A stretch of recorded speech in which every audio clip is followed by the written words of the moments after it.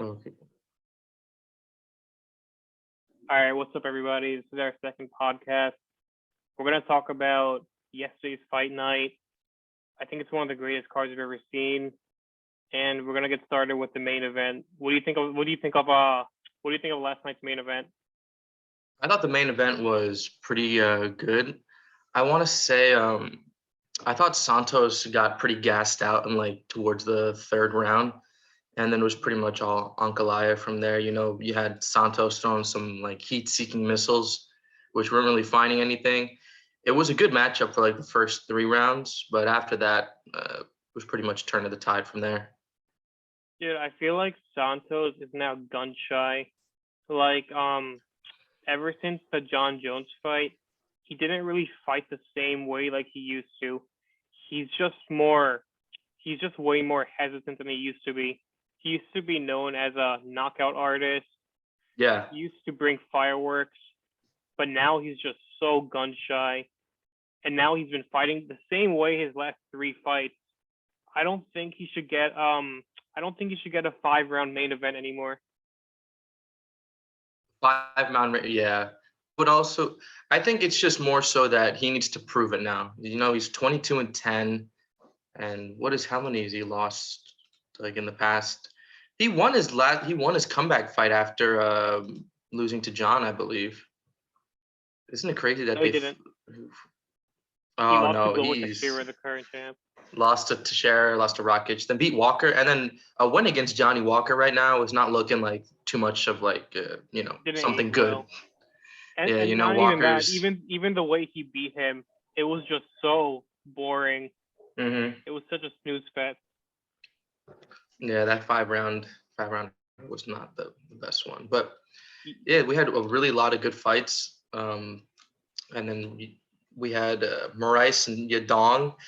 Dude, wait, before we talk about that, let's talk about Ankalaev, because Ankalaev is a savage. He's a savage. Yeah, that's what everyone was thinking before the fight, and then the way he performed last night was so boring. Everyone was so shocked. He fought similarly. He had to play it safe, I believe. Yeah. He fought similarly to Thiago Santos in that he was also very hesitant. He was also pretty gun shy. When he was getting into scraps with him, he didn't want to throw a hook or a punch. He was mostly on the outside kicking. Yeah, I believe it was probably one of his first opponents where, you're matching up against a guy who throws, with immense power, and he's coming for you with a 1-punch knockout. And, Santos was doing that pretty much all 5 rounds. He was trying to have these short spurts of just, swinging at him. And if you're Ankalaev, you got to be hesitant about that, because even though you have your own game plan, you're doing well. If one catches you, it puts you out. Yeah, I think Magomed fought that way. Is because, like you said, that guy, out of all of his opponents, he's the hardest hitter. He's never fought a striker like that before. And he said it's a 5-round main event, so he wanted to pace himself for 5 rounds. Right. Yeah, this was his first 5-round main event. And, he's been a good prospect, and now he's, top 5 now. I think Santos was top 5, and then Ankalaev was 6, right? Yeah, I think so. I think Magomed Ankalaev should fight Alexander Rakic next, and the winner of that gets the title shot. Because I feel like they're both up-and-coming prospects that are in the top 5. So whoever wins that, I think they deserve the title shot. Did Tuivasa get booked for another fight? I think he did, I believe. Yeah. Actually, no, he didn't. But there were some rumors going on that he was going to fight Stipe. Stipe, yeah, that's what I heard. Some rumors. Because now Francis is out for pretty much another year. He's getting surgery. Oh, is he? Yeah, he's getting surgery, so he's pretty much out again for almost. There's probably gonna be another year, I guess. I feel like because of that, they're going to do John Jones. They're gonna do another interim. They're gonna do another interim title. I bet you. It's gonna be Jones Stipe for the interim title, and then once Francis come back, Jones and Stipe go right at it. That could be something, dude. Or I think it's gonna be for the vacant heavyweight belt because Dana hates the way that Francis is acting towards him. So he's gonna be like, "Fuck you, Francis. This is gonna be for the vacant belt. Go fight a boxing you always dreamed of." Yeah, imagine they do. They're like John's comeback fight to heavyweight. They put him against Tuivasa. John would fuck him up. I think so. Yeah. All right, but let's get back I'm to. not John. Yeah, we went off topic. Let's get back to so this week's fights. I think Magomed should fight Rakic for a title shot. Who do you think Magomed should fight? That's a tough call. I mean, I don't believe the top heavyweights are booked. Also, we have a good fight next week with Tom Aspinall. I got big high hopes on him. Yeah. And so I think he's going to make a smooth transition into the top contenders at heavyweights. But with Cyril and Stipe, I don't think Ankalaev should fight Stipe or Cyril. No, dude. Yesterday's fight is light heavyweight. They're both light heavyweight. Oh, right. Yeah. That's a tough call. I think it's a tough call. And I think Santos could either fight Jamal Hill, maybe. He's up and coming. We still have Anthony Smith too, who hasn't really been talked about much. And he used to be a lot more built, I thought, when he was in the early when he fought John Jones at 205. And now he's just a little he's got a little skinny fat going on. Yeah. I think he should I think Santos should either fight Anthony Smith or Jamal Hill. Yeah, and I guess let's see if Glover can get past Jiri, or if Jiri can get past Glover. Bro, if Jiri beats Glover, it could be a star. He could be a legit star. Yeah, I agree. What more do you want in a fighter than him? I mean, we haven't seen too much of Jiri's wrestling. Mm-hmm. We know he has some insane talented striking, but wrestling we haven't seen too much of. But it's going to be exciting to see when he fights Glover. I mean, with Glover's age at 42, he's been knocked out by some big people, and he's definitely got a lot of head damage. So I don't see how, if Jiri hits him with one or two shots, it's going to be a bad night for Glover. But dude, the crazy thing is Glover had a dominant performance against Thiago Santos. He beat Thiago better than Magomed Ankalaev did, and he's 42 years old. Yeah. It just shows how good Glover is, even though he's 42 years old. And to think that Thiago did some damage against Jan, I believe, too. And then the way Glover did what to Jan, and Glover just completely showed out against the whole light heavyweight division. Yeah, Glover is he has the Charles Oliveira kind of mentality. I would agree. He had so All right, many let's get back to the last night's fights, though. Let's get back to last night's fights, because we had Marlon against Song, and obviously we knew that Song Yadong, 24-year-old guy coming up, he's looking great, and Marlon's kind of looking like that, not even a gatekeeper anymore, just a guy that you fight to win. You just fight to beat him now, and you just make your way up the bantamweight division. I mean, what happened with Marlon? He used to be such a killer, man. Yeah, it's really sad, when I started watching UFC, he was an up and coming bantamweight, baptizing Aljamain Sterling, beating Rafael Sincero the way he did, and almost beating Henry Cejudo in the first round. Almost beating Henry Cejudo. Yeah, and for him to go down like this really sucks. But I think he's got to maybe go up to. He's probably got to go up weight if he wants to make a continuation, because we know he probably cuts a lot of weight because he's a big dude for 135. I think that would be worse for him because I feel like weight isn't really an issue for him, and I think he should just retire, which he is. Yesterday he dropped his gloves. Oh. Yeah. Yeah, he only landed 9 strikes against Song. Yeah, man, it sucks. But that's the game. If you lose, that's the game. That's the game. We also had. Sorry, go ahead. It's like if you just keep losing like that, you're gonna have to retire whether you like it or not. You can't choose when you want to stop. The game kind of it tells you when you're bad. Yeah, I agree. Hmm. Last night's fights, it was a mix of good fights in the main card. Sadiq Youssef and Alex Caceres, that was a pretty good scrap. You know, Sadiq prospect coming up, and Alex, he probably needs to make a change soon. He's been in the UFC for quite some time. And then the fight after that, Khalil Rountree, Karl Roberson. Khalil Rountree, I mean, my goodness. I don't know what he has plans left in the light heavyweight division, but I can tell you he's not stopping. I mean, this guy, he takes a couple losses and he comes back looking better and better every single fight. I think Yeah, he's probably got maybe a couple more years of climbing it up, maybe, but I think not for long he's going to be definitely a top 5. yeah, I think so too. It's like I just feel like it's the mental part of him that's giving him these losses. He has the striking, he has the ground game.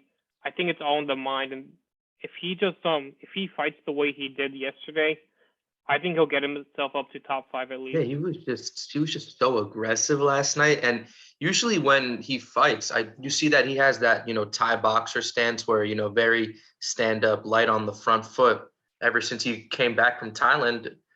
But last night he was kind of, leaning forward like a heavy boxer stance, like very like this. And it was cool to see. And I mean, he just messed this dude up. And then there was one point where Roberson was on the ground, and then Khalil just straight up kicks him in the body. And I mean, that kick was like a gunshot. It was great fights to watch. And then after before that, we had Drew Dober, Terrence Mckinney. We were expecting some big things out of Terrence Mckinney, but 2 weeks notice. He was close, man. He was close. He was close. He was very close. He really sent it on the first round. I mean, he gave Drew Dober some heavy problems in the first round. Heavy problems. Dude, they should change Drew Dober's nickname to Crimson Chin. He ate the dude's knees. Got a strong jawline, don't he? It even looks like it too. He ate 2 knees from Terrence Mckinney. Yeah. Terrence was laying it on him. Terrence gave him everything he could. He probably just had all the energy he had for that fight. He just spent in like the first 2 minutes of that. I'm so happy for Drew Dober to get the win, because his 2 fights before this, he was fighting the best grappler and the best striker. And then for him to beat this up-and-coming young prospect, I'm just so satisfied with the way he won. He finished him in the first round. Yeah, it was definitely a good win for Dober. It was good to see that out of him. And to think, these guys are both unranked. These guys are both not even in the top 15 at the lightweight division. It's insane to think how deep this lightweight division is, that we're looking at these 2 stars, but they're not even ranked. Dude, it's crazy. The unranked lightweight division is more stacked than some of the ranked divisions in the UFC. I mean, it's just insane. Absolutely insane. Yeah, great fight right there. And then we had Alex Pereira versus Bruno Silva. And, I was really big.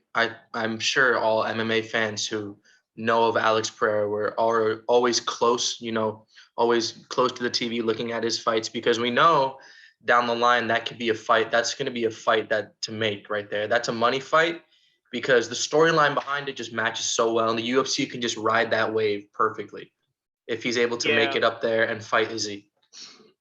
Dude, I feel like Alex Pereira finally looked human for the first time last night. Yeah, I mean, this guy Bruno Silva, he didn't get a was nice looking knockout. good. It was kind of a war. Silva really tested him. Mm-hmm.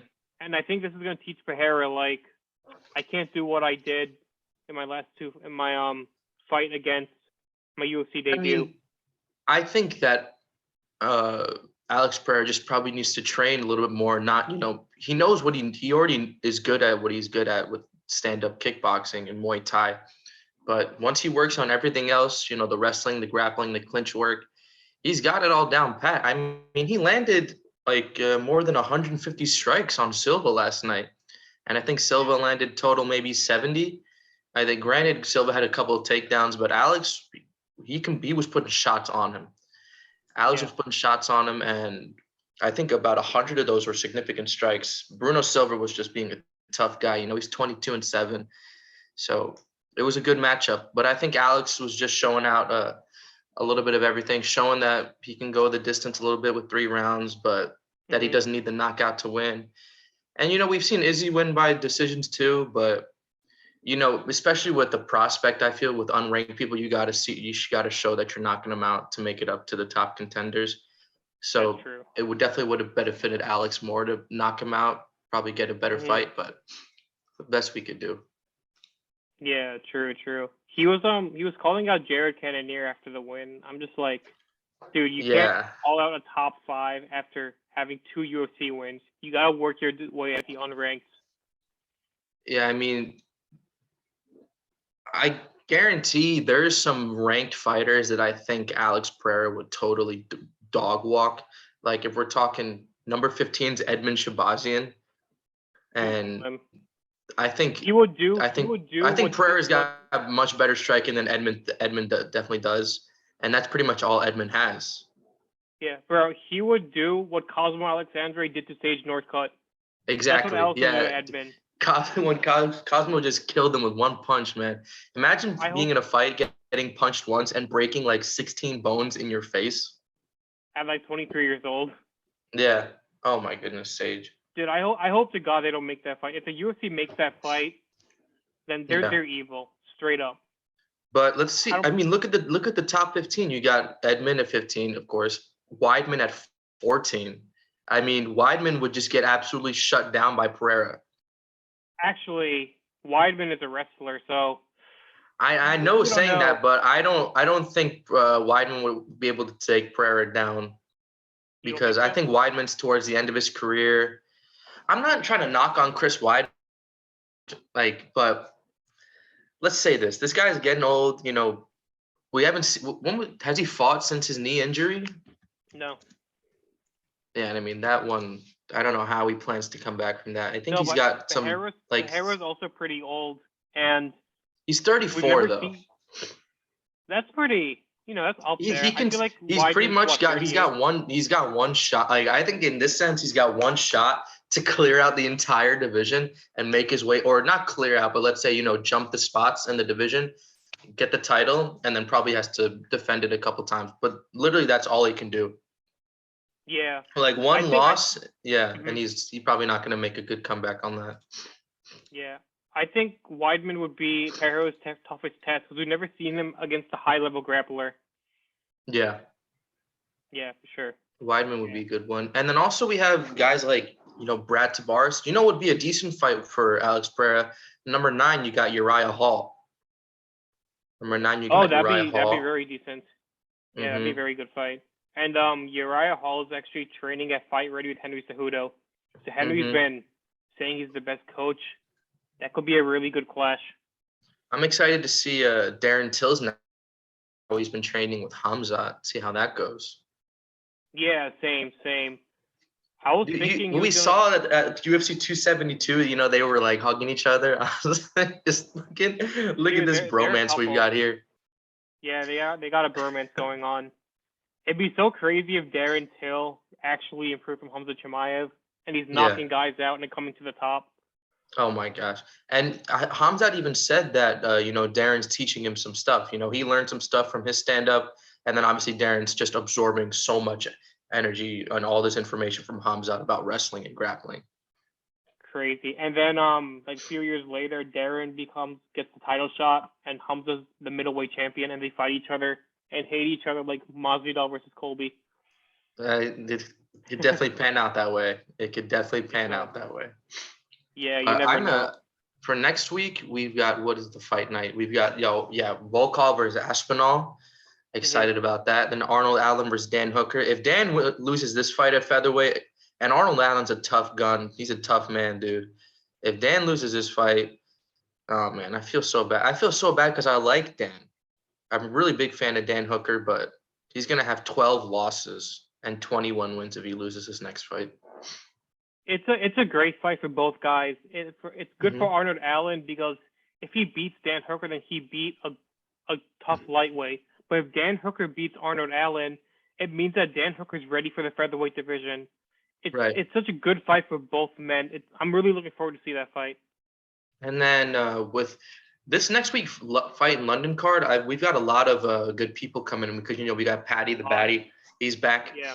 And then one of my favorite fighters from back in the day, you can say back in the day because his last fight was 3 years ago, Gunnar Nelson. Gunnar Nelson's making a comeback after not fighting since, 2019. It was always a fun guy to watch. I like the way he fights, but now he's making a comeback, and I'm glad to see that. Mm-hmm. And then I cannot say how excited I am for UFC 273. That card, absolutely stacked. Is that the Jan versus Sterling card? And That's Volkanovski versus Zombie? Volkanovski versus Zombie. That's Jan versus Sterling, and it's we got who else is in here? Gastelum. Khamzat versus Burns too. Khamzat versus Burns, dude. I'm telling you right now, if Khamzat beats Burns, when Khamzat beats Burns, because that's how confident I am that I think Khamzat's going to win. I don't know. It's the thing is, I feel like not many people know him as much as they should, and I'm saying this from like a UFC like PR standpoint. I think he should have got one more fight maybe before the Burns fight, because I think more people need to know him, because once he wins this Burns fight, everybody's going to be preaching for a title fight for this guy. I don't think so. I think the way he dominated his last 3 guys, I think he deserves the Burns fight, especially dominating Lee Jingliang. I'm sorry, I can't pronounce his name. But after beating Lee, who was a top 10 fighter, I think he deserves the Burns fight. Yeah.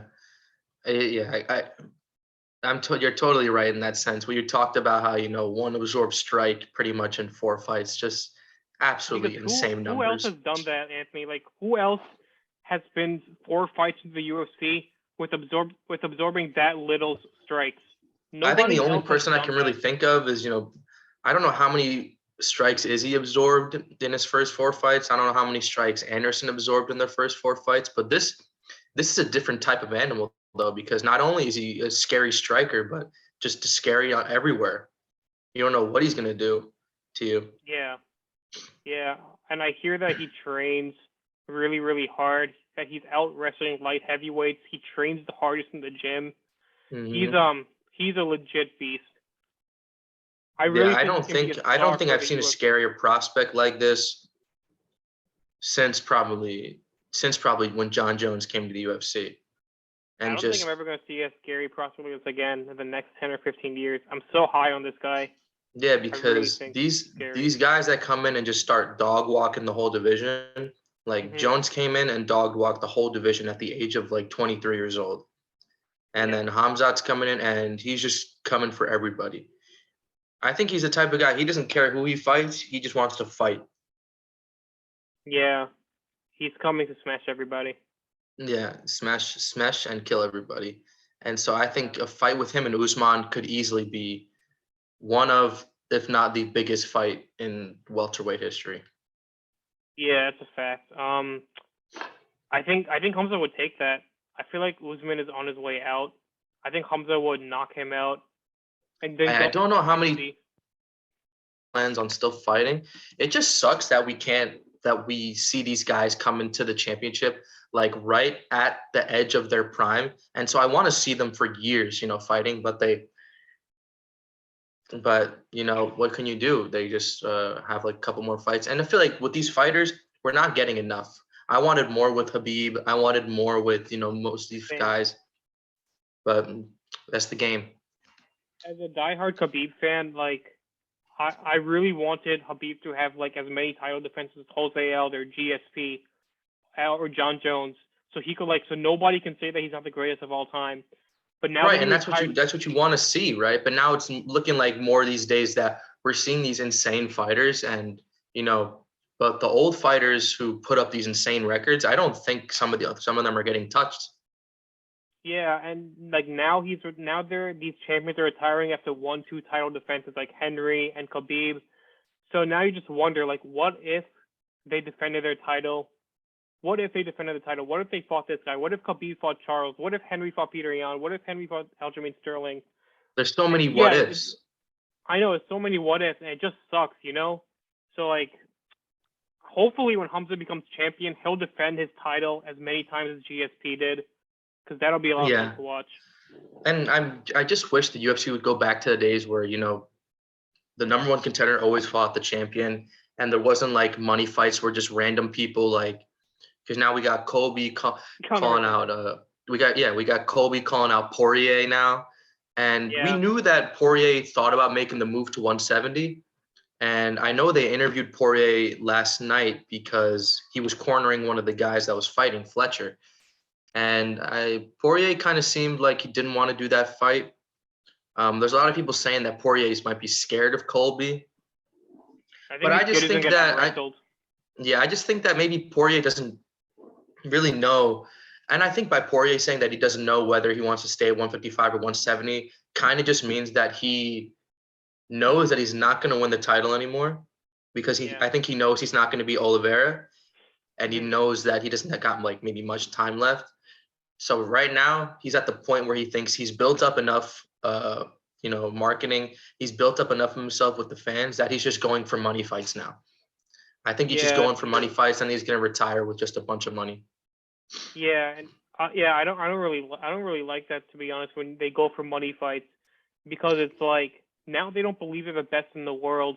Now they're literally just fighting for money and not because of legacy.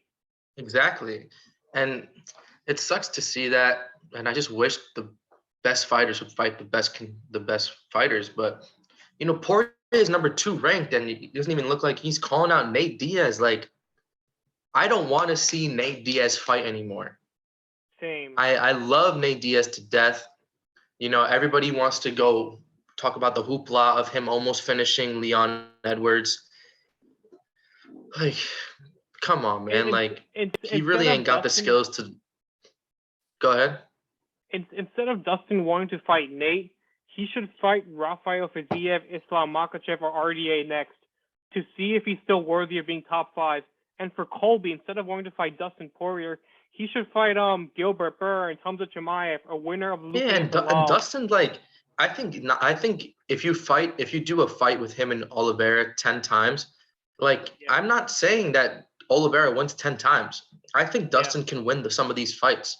Dustin could definitely beat Oliveira if he just plays his own game. Dude just keeps getting choked out. Like, how does this keep happening to him? This guy's a black belt in BJJ, but he's just getting out wrestled. I mean, granted to say the people who's getting choked out by are like the greatest of the great. Yeah. But yeah, I guess. But like the UFC is okay with this. They're okay with big money fights. They're okay with it. They're kind of just making that transition now where, we're at the position where we can have the best fight the best, and we can also make these money fights. Yeah, that's true. That's true. Because I don't know, I love Jorge Masvidal. I feel like we're kind of sounding like haters this podcast, but we're just like real diehard MMA fans that want to see the best of the UFC and the best of MMA. Like Masvidal, he's 37 and he just signed a new contract. Who is he fighting? Who is he going to beat? I don't know. Maybe Conor. Maybe he's going to fight Conor next. Oh my God. If he fights Conor, for the BMF belt. And then Conor could easily come back title. That's literally on the table where Conor takes 2 losses to DP and then comes back for the title. When was the last time you saw a guy lose 2 times and then fight for the title? Yeah, dude. Dana was asked if Conor will fight for the title next. Dana said maybe. Dana is high out of his mind. Crazy. He's high out of his mind. There's times where I love Dana, and there's times where I hate Dana. Yeah, at a certain point, Dana, you gotta be realistic. Put the fights that we want to see.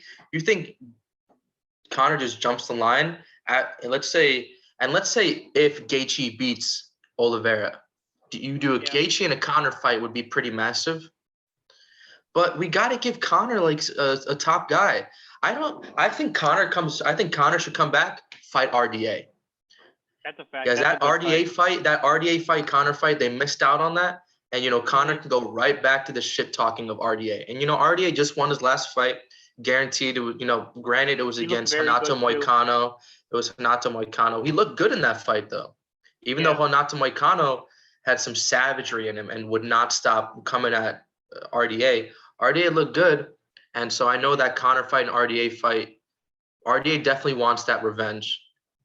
Yeah, And so I could see that I coming. think Conor should definitely fight RDA, and I agree with you that the UFC supports money fights and we could call legacy fights. Yeah. And and what I like about Eagle FC is that I feel like they're going to only focus on legacy fights and not money fights. And I think that's why Yeah, I Eagle think FC will do really good. right now they're doing the money fights because they have to build the brand. They're at the because beginning of their career. we're seeing people like Kevin Lee fight Diego Sanchez. And then what I think the first event for Eagle FC, you had Rashad Evans fighting his comeback fight. Yeah. So it was pretty interesting to see, but dude, Kevin Lee looked ass in his last fight. Oh my goodness. I don't know. Yeah, I don't know what he was planning.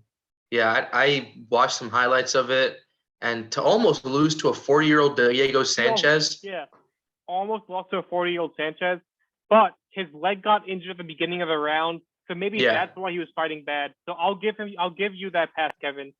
Just and personally on our perspective, like ever since we saw Kevin Lee knock out Gillespie, we were both just like, yo, this dude, he's gonna come back and he's gonna be good. And now it's just like, Kevin, what are you doing? Not to knock him, that after he fought Gillespie, he had to fight Oliveira. Yeah. And that was Oliveira's comeback run, but Kevin Lee, man, we had high hopes for him and just let us down. Yeah. Funniest moment is when he got tapped out by Oliveira, and when he's tapping, then after the ref stopped it, Kevin was like, "What happened? What happened? Why did the fight stop? Why did it stop?" And it's just like, dude, we saw you tapping.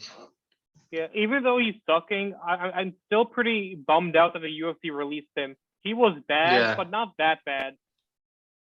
Like, the argument you could say with him is he lost to good fighters, Charles and Daniel Rodriguez was on a nice win streak, and that wasn't even Kevin's division. I feel like they shouldn't have caught him. Yeah, but also speaking of cuts, the biggest news of past couple days, Greg Hardy has now been released by the UFC. Thank God. How do you get in the pay-per-view 3 times in a row? I don't know. This dude got paid, lost a bunch of fights, and then bounced. UFC said, "Get out of here, man." He has 1 million followers on Instagram. I don't know why they put him on the pay-per-view. It bothered me so much. And then you had ranked fighters in the prelims, but he was on the pay-per-view. I don't get it. Yeah, Greg Hardy, I don't know what the UFC thought about with putting him in the I don't know what kind of plan that was or what, marketing technique they were trying to hit, but that was just not cool because he was losing to he lost by KO his last 3 fights, I think. Yeah. I mean, crazy. And then with his last 3 fights, the dude is only fighting once a year, like he's a god, like he thinks he's a champion or something. He fights once a year. He fought once in 2022. Dude, 2021. He came into the game too late. He started MMA at 30 years old. You can't be good at this when you start at 30 years old. It's just not possible. I mean, he was a professional football player, but with MMA, you can't take shortcuts with MMA. You can't take shortcuts with MMA. Yeah, DC started MMA at 30 years old, but he had the wrestling background. Mm-hmm. And Pereira also Olympic level wrestling background. But Pereira had the professional kickboxing background. Exactly. Greg had nothing. Greg had a football background, and that didn't do shit. Yeah, Greg probably thought just I'll just hit these guys and they'll go down. I just think he got caught from the NFL, so he was like, it's now or never. I either do this all in or I fail. Yeah. But man, a lot is going on in the UFC, man. A lot. Too much. Good cards. Oh, and then after, good cards coming up, and then I think the week after with March 26th, Curtis Blaydes, Chris Daukaus got a main event. That's a pretty light main event. That's an ass main event. I ain't watching that.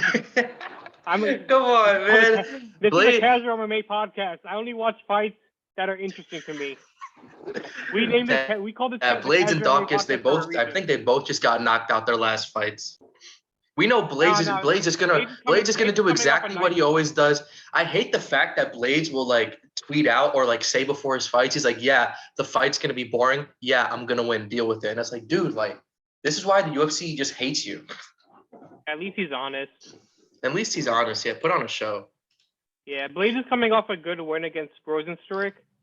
And dude, who's he facing again? Who's he facing? Chris Daukaus. Oh shit! He's the And guy Chris that Daukaus just got- Daukaus just lost to he got knocked out by Lewis. by Derek. Yeah. But I mean, Derek just lost a tie to Ibasa, so I mean. Yeah, I think Sure. I think Curtis is gonna win that. I think he's gonna out wrestle him. As far as I know, Chris Daukaus doesn't have any kind of wrestling base. I think he's a striker. So I think Curtis would do pretty well against him. I agree. And then I'm a big talking pay-per-view cards. 273 I'm excited for. 274 also looks great now with Chandler versus Tony. Obviously, being me, I'm a big Tony fan. I want to see Tony win, but man, I just hope that I hope that with the time he's had taken off, that he's going to be able to rebuild himself, get healthy, be okay, mentally. I just hope the best for Tony. And I hope that he comes out with the win, or if he loses, I hope that he's just good. And then also we have Mauricio Shogun Rua, who is fighting UFC 274 like this is goddamn 2010. Bro, what are you doing? Why are you fighting in the UFC still? He is 40 years old. Let's talk about how the fight before the co-main event of UFC 274 are two fighters who have a combined age of almost 80 years old. Who are you talking about? So the event before the co-main is Shogun Rua versus OSP, and I think OSP is like 38 years old. Ranked in the light heavyweight division. Yeah, these guys aren't ranked. No way. In the light. Yeah, check it out. Literally pull it up on Google. No, I think they're gonna build that card. That card is really far away. I think they're gonna put better fights later on. Yeah, I mean that card's in May, so there's gonna be some more fights going on. But for now, yeah. But the London card, I'm excited to see. I know. Dude, the London card is a fucking pay-per-view. It really could be a pay-per-view card. It's a free pay-per-view. Because even guys like Paul Craig and Nikita Krylov in the beginning of the light heavyweight, that's the first fight on the main card. We got some bangers on here for sure. And dude, Jack Shore is in the prelims. Jack Shore's in the prelims. I don't understand why. I think Jack Shore should be in the main card. I don't know why they put him in the prelims. Yeah, I believe he's the only undefeated fighter on the card. He's the only undefeated fighter. He's such an excited prospect.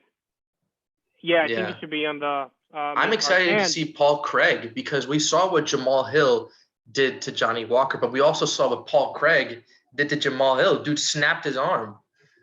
Yeah, and dude, there's one mega prospect in the London card you're not talking about, Mokaev. Oh yeah, Mokaev. The flyweight version of Khabib. Pretty much. He's also undefeated. These freaking Russians, man, they're coming out and they're putting themselves in every single division. They're coming in. Not Russian, Dagestanis. Dagestanis, man, they're coming in, and yeah, this guy's gonna be. He doesn't even have a picture on the UFC page to look at. He wants to be the youngest champion in UFC history, so he's gonna try to get the belt in before he turns 23. This guy, he's a year younger than us. And That's crazy. And I think that can happen because the flyweight isn't really a stacked division, so he can come up there quickly and get the belt. But he can come up there quickly, but then you face a guy like Figgy who's on fight nights probably going to be like 150 pounds, I guarantee, or something like that. He's ready for everything. I think this guy had an amateur record of 23-0. You can't say that for any other MMA fighter. He's going to be the only flyweight I'm going to watch. The only flyweight prospect. I'm interested to see that then. Well, then what about? Then you still got Askar Askarov though. I think he's gotten pretty good. Kai Kara France has gotten good now. We saw Tim Elliott his last fight look good. There's some good flyweights in there. Yeah, dude, Kai Kara France and Askar were fighting in 2 weeks, I believe. The winner of that is getting the title shot. You got to. Kai Kara France has been making a good push right now. But the bad thing is Dana wants to do Figgy versus Moreno 4. So if they do that, then then the winner of France and Askar are gonna have to wait for a long time.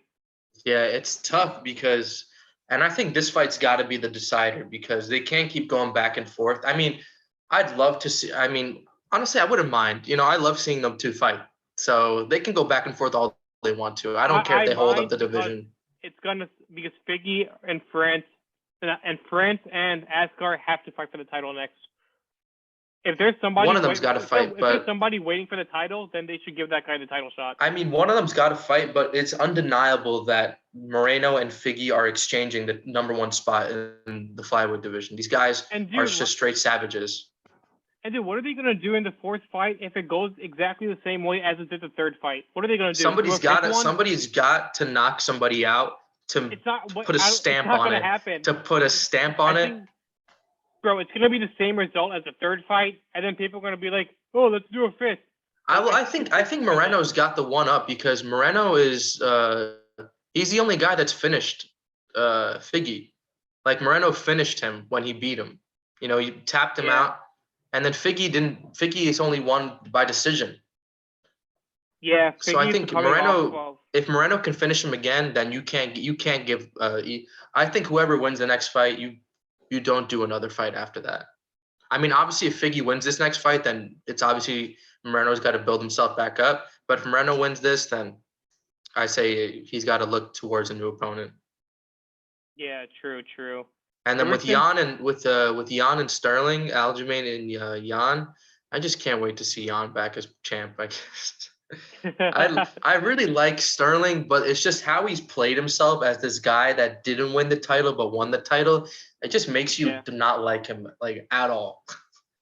I don't really mind it. And dude, I think Aljamain, he has a good chance of beating Jan because he hasn't fought for a year. He's fixing everything. And before Alger versus Jan won, everyone was saying Alger was a deserving guy for the title shot. Exactly, because Alger was amazing. Like we've seen what Corey Sandhagen is doing to all these guys in the division. We put a good fight up against with TJ. He absolutely slept Frankie, and then what we saw Aljamain do to Corey. It took Aljamain 2 minutes to put Corey to sleep. Yeah. He's got skills. He's just, his mic work isn't the greatest. Just makes me not like him. Even though we're New Yorkers, we're supposed to like this guy. He's from Long Island. Come on, Aljamain. Yeah. I think this is going to be Jan's toughest fight. I think it's going to be tougher than Jose Aldo. Jan's going to have to really work on this. I really still can't believe how much of a run for his money Aldo gave to Jan. Aldo really pushed him there. I think guys I think once Merab gets up there, Merab's going to be a serious problem for all of them. He's just going to wrestle the shit out of everybody in that top five. Because he's ranked 6 now. Yeah. And then let's not forget Chito Vera. That guy's a savage, and he's big for the bantamweight division. He's almost 6 feet tall. I didn't know that. I thought he was like 5'8" or 5'9". Dude, he's like 5'11", almost 6 feet. Like when you see him fight, dude's a big guy.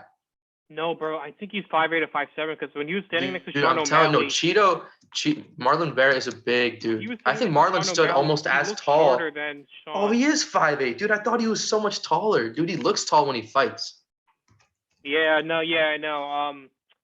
I think Cheeto's a good prospect. He's fighting Rob Font in a few months.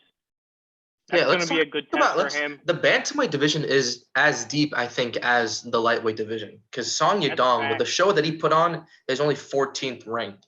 And then O'Malley's obviously number 12. Frankie's on his way out. He's number 11. Marlon, number 10. He's probably on his way out soon. Pedro, he sucks. Tough to call right there. Dominic Cruz, tough to call there too. Dominic Cruz is doing good. He's doing pretty good.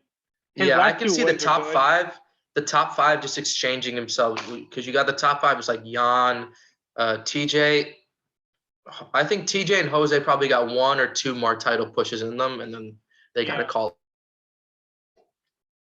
Yeah, and then I think Dominic Cruz is really good because he had the early stoppage against Henry Cejudo. I really thought that was an early stoppage, and he's winning his last 2. I think he had the early stoppage, but had it kept going, Cejudo would have just finished him, I think. You think so? dude, he ate that knee. He took that knee straight to the face. And What do you think Cejudo shut of- him down the entire fight. Cejudo's game plan, because we know that Dominic moves, that side to side, like side to side like that. And so Cejudo was just, because Cejudo's got big legs for that division. He was chopping the dude down, just chopping it down. And so he basically did what Volkanovski did to Max their first fight. Dude, I think Dominic Cruz should fight Sean O'Malley next. I think that'd be a great next fight. That'd be a good fight. I like to Really watch good that. fight. I think Sean would. Yeah, that'd be a very good fight. Sean will get his name up too, beating a legend like Dominic Cruz. Yeah, the state of the UFC right now is so good because we're seeing the fighters that we like so much and we want to see fight for the title. They're going to start to fight for the title. I believe we're watching UFC in its prime right now. I think in 20 UFC years later, is definitely hitting hitting one of its peaks. This is the best time to be a UFC MMA fan. Dude, I think in 20 years, we're going to look back to this time. We're going to be like, remember UFC in the 20s? Remember how exciting it was? I think in the 20s. Yeah. Yeah. I agree. It's going to be a lot of fun to watch these for the next few years. Yeah. We are in the golden age. We are blessed. We are blessed. We are blessed with the sport. Because now we got these generational guys who are still fighting somehow. And then obviously the generation guys that are just stepping out. And then somehow this guy, Conor McGregor, still takes the face of the UFC for whatever fucking reason. I don't even know. How he's maintained. I don't know how he's maintained this. How has he done this? Yeah, that's true. How has he maintained such a following? And people are just like, yo, Conor, you're so good. When we've seen him lose countless and countless of times. He's talked so much trash, and he used to back it up back in his prime. Your last fight was Cowboy. Your last win was Cowboy in 2019. If people don't care about that, he hasn't won. If people think that he's gonna come back and fight Oliveira, or fight, RDA, we were talking about that. I don't know how, because I don't see why he's going back to 155. If recently we've seen him in pictures, the dude is huge now. Looks like he's on something. I'm gonna be honest. Looks like he's kind of taking something. Dude's juiced. He's juiced up. Yeah, it's crazy. But I think he's washed. I don't think we're ever gonna see the same Conor again. Yeah, because he's got a chance of beating Oliveira, because Oliveira, I think Bisping had once said this, Oliveira is hittable. We've seen him be hit by fighters, and he was knocked down by Chandler, and obviously he's lost a bunch of fights, but yeah. I think should we end it here? Yeah, I think that'd be good. Cool. All right. But we should really think about doing an outro.